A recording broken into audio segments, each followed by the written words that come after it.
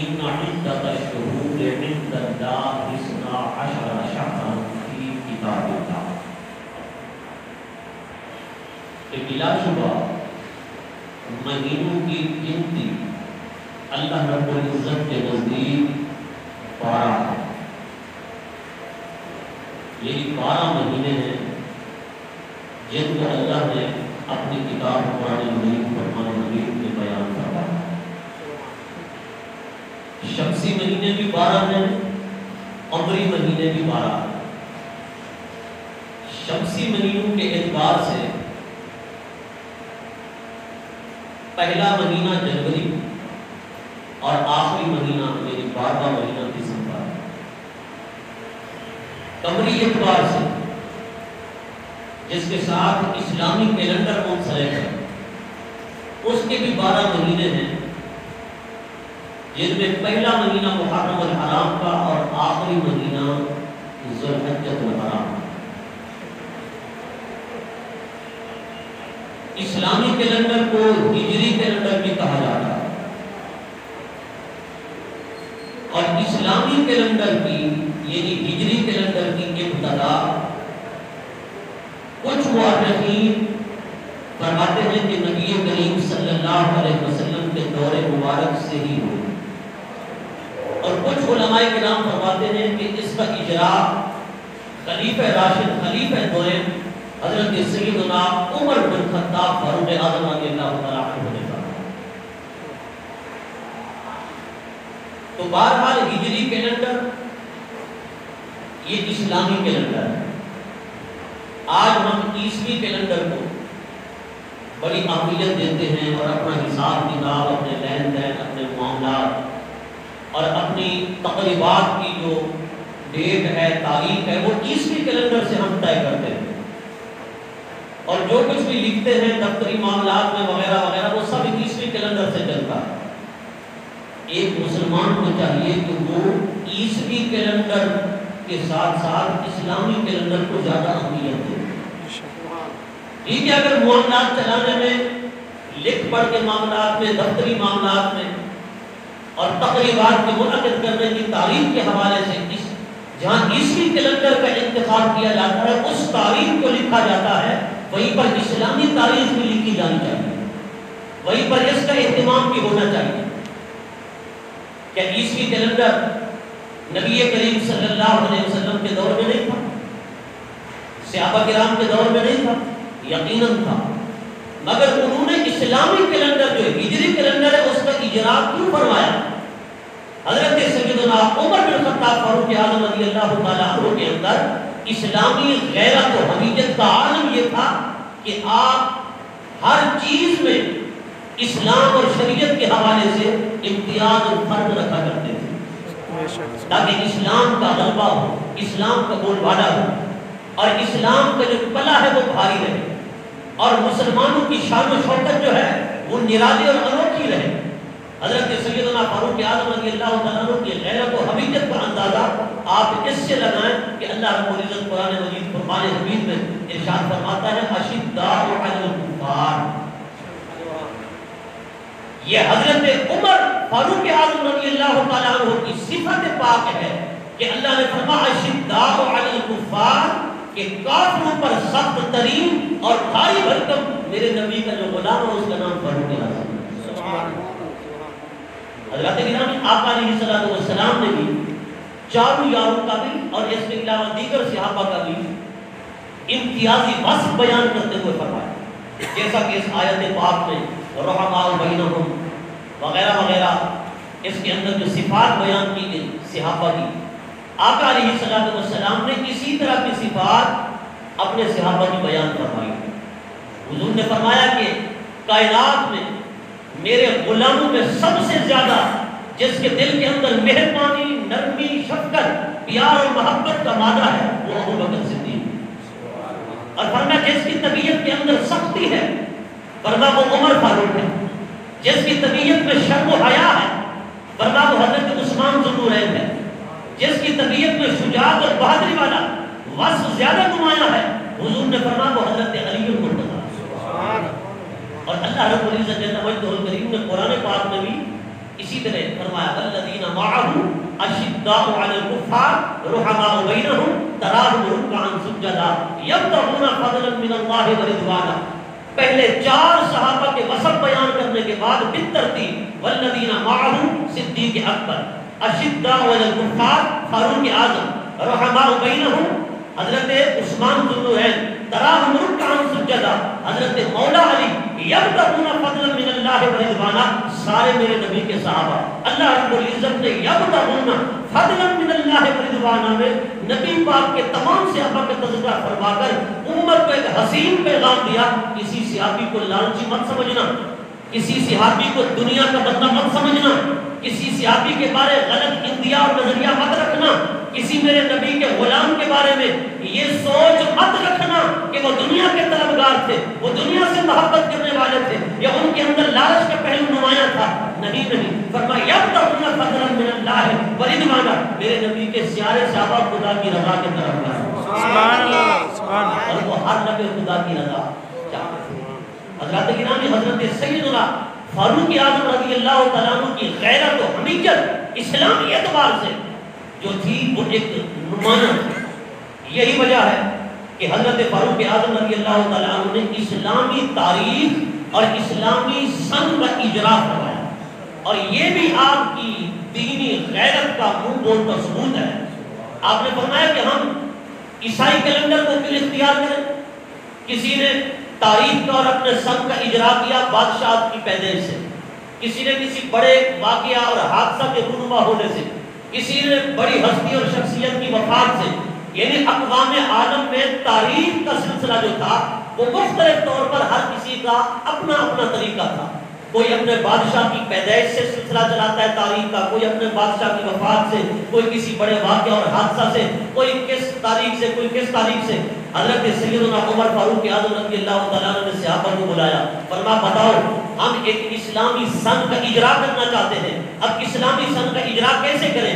کسی نے کیا مشورہ دیا، کسی نے کیا. ایک مشورہ یہ بھی آیا کہ جس دن سید عالم صلی اللہ علیہ وسلم نے مکہ چھوڑا مدینہ تشریف لائے، یہ دن حق و باطل میں فرق کرنے کا دن ہے. اسی دن حق غالب آیا اور باطل جو ہے وہ تار ہوا اور باطل کو شکست فاش ہوئی. یہ حق و باطل کے درمیان فرق کرنے والا دن ہے میرے نبی کی ہجرت مبارکہ. فرمایا اسی سے ہی اسلامی سن کا اجرا کر دیا. سبحان اللہ. پھر آقا علیہ السلام نے جس دن ہجرت فرمائی اسی دن سے اسلامی سن کا اجرا کر دیا. اس کو کہتے ہیں سن ہجری. پھر اسی کو کاغذات کے اندر لکھنا، تمام معاملات کے اندر اسے استعمال کرنا شروع کر دیا. اور سن ہجری ہو یا سن عیسوی، دونوں سن کے مہینے 12 ہی ہیں. جیسا کہ میں نے قرآن پاک سے پڑھا ان عدت الشہور عند اللہ 12 شہرا فی کتاب اللہ. اللہ کی کتاب میں مسلمانوں کے کیلنڈر میں جو مہینے ہیں وہ 12 ہیں، اور ان کے آغاز کے حوالے سے پہلا مہینہ محرم الحرام اور آخری مہینہ ذی الحجہ. اور پہلا مہینہ جو اپنا محرم الحرام ہے اس میں 10 کو قربانی ہے، اور جو آخری مہینہ ذی الحجہ الحرام ہے اس میں بھی 10 کو قربانی ہے.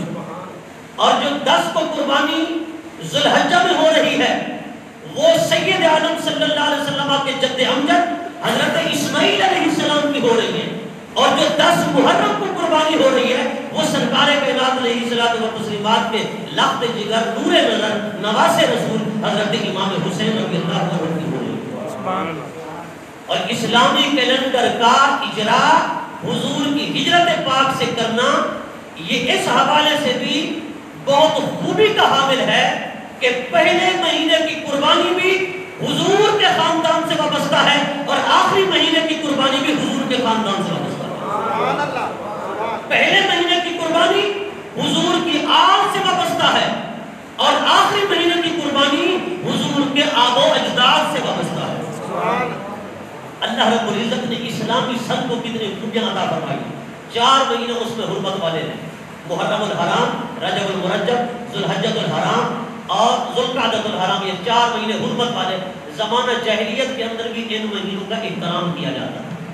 احترام کا مطلب یہ ہے کہ ان مہینوں میں جنگ و جدال، لڑائی جھگڑا سب چیز منع تھی، لوگ سرعام دشمنوں کے گھر کے قریب سے گزر جاتے تھے مگر انہیں کوئی تکلیف بھی نہ پہنچاتا تھا.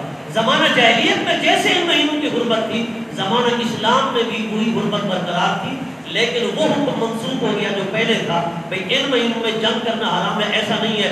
سرکار دو عالم صلی اللہ علیہ وسلم نے فرمایا کہ اگرچہ جنگ کرنا حرام تھا مگر رب نے میری امت کے لیے اپنے دفاع میں جنگ کو حلال اور جائز قرار دیا. سبحان اللہ. حضرات گرامی, سن ہجری کا آغاز حضرت عمر فاروق رضی اللہ تعالی عنہ کے کارناموں میں ایک عظیم کارنامہ. ہر ذی شعور مسلمان کو چاہیے سن عیسوی کی تاریخ لکھنے کے ساتھ ساتھ سن ہجری کی تاریخ ضرور لکھے, بلکہ پہلے سن ہجری لکھے پھر سن عیسوی لکھے.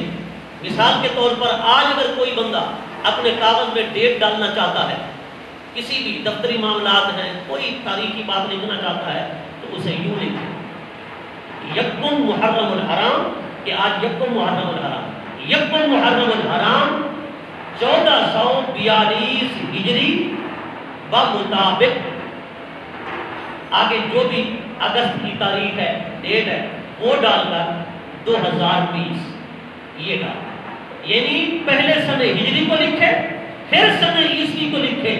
سن ہجری کو اہمیت اور فوقیت دینا یہ بھی اسلام کے شاعر سے محبت کی ایک علامت ہے, اور اسلام کے شاعر سے محبت کرنی چاہیے. اللہ پاک فرماتے ہیں وَمَن يُعَظِّمْ شَعَائِرَ اللَّهِ فَإِنَّهَا مِن تَقْوَى الْقُلُوبِ. اسلامی شاعر, اسلامی علامات اور اسلامی تمام معاملات کی تعظیم کرنا فرمائیے دل کے تقویٰ میں سے, اس میں سے ہے دل کے تقویٰ میں سے. حضرات گرامی, دل کا تقویٰ کیا ہے؟ ایک تو ہے نا مطلب ہے ظاہری تقویٰ کہ بندہ داڑھی بھی رکھ لے, امامہ بھی سجا لے اور ظاہری لباس بھی سنت کے مطابق پہن لے وغیرہ وغیرہ, یہ ظاہری تقویٰ ہے. اور باطنی تقویٰ کیا ہے؟ باطنی تقویٰ یہ ہے کہ دل سے اسلام کی ہر چیز سے محبت ہے. سبحان. آپ اگر آج سن ہجری کا جو ہے وہ پہلے مہینے کا پہلا دن ہے یکم محرم الحرام, یکم محرم الحرام کو حضرت عمر فاروق اعظم رضی اللہ تعالیٰ عنہ کی تدفین ہوئی ہے. 24 ذو الحج کو آپ کی ذات پر ابو لؤلؤ مجوسی تھا, آتش پرست تھا, اس نے معاذ اللہ خنجر کے ساتھ آپ پر حملہ کیا, آپ زخمی ہو گئے. 4 دن آپ زخموں سے رہے, حتیٰ کہ آپ کو دودھ پلایا جاتا تو وہ زخموں کے راستے سے بہہ جاتا تھا, باہر نکل جاتا تھا. 4 دن آپ, اور حضرت عمر فاروق اعظم رضی اللہ تعالیٰ عنہ نے اپنے بعد خلیفہ کے انتخاب کے لیے وہ کمیٹی جو 6 رکنی حضرت سیدنا صدیق اکبر نے تشکیل دی تھی, حضرت عمر فاروق اعظم نے وہی تشکیل دی, اور حضرت عمر فاروق اعظم رضی اللہ تعالیٰ عنہ کی دین اسلام کے ساتھ محبت, حضور کے ساتھ محبت اور دین اسلام سے وفاداری کا منہ بولتا ثبوت یہ بات ہے.